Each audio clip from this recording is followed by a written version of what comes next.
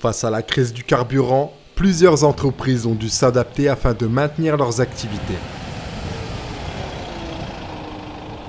À Virevalran, cette société d'autocars se fait livrer habituellement plus de 30 000 litres de gasoil par mois, mais depuis la pénurie du carburant, il est impossible de recevoir la même quantité.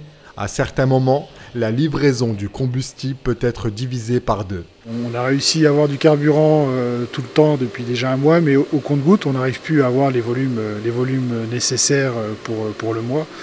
Donc c'est 5-6 000 litres par semaine. Et puis on vit comme ça depuis un mois et à la petite semaine, quoi, sans trop de visibilité, sans trop savoir de quoi demain sera fait, quoi. Alors le changement tarifaire, chez nous, on travaille en contrat régulier, donc pour des autorités organisatrices de transport comme des communautés de communes ou la région. Donc les marchés sont fixes et les prix sont définis pour un an, c'est révisable tous les ans. Donc dès qu'il y a une augmentation, on est obligé de la supporter pendant une année complète. On est un peu obligé d'optimiser les services, essayer de faire le moins de kilomètres possible, d'optimiser les temps des conducteurs également pour pouvoir pallier à ça. C'est la seule option qu'on a aujourd'hui pour économiser un peu d'argent et un peu de gasoil. Les secours sont aussi impactés par cette carence sans précédent. Les ambulances privées doivent donc s'adapter au quotidien. On sait à quelle heure on commence et jamais à l'heure où on finit. Et malheureusement, des fois, il y a des collègues ou quoi, à partir de 19h, 20h ou voire plus, les stations essence ferment.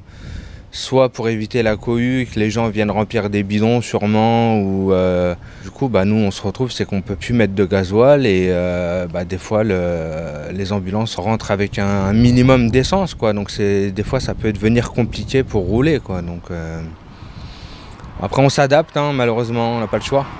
Au-delà de l'insuffisance du carburant, c'est face à l'augmentation de son prix que les entreprises sont également confrontées. Pour nous, c'est une catastrophe, parce qu'il faut savoir que nos tarifs sont réglementés et la Caisse nationale d'assurance maladie n'a pas augmenté ses tarifs, ce qui fait qu'actuellement, c'est toujours pareil, on compose et c'est vraiment stressant et ça a un coût énorme pour l'entreprise. J'espère que ça va rentrer dans l'ordre rapidement. Selon le journal Le Monde, sur l'ensemble de l'année 2022, l'État aura dépensé plus de 7 milliards d'euros pour financer la remise sur les carburants.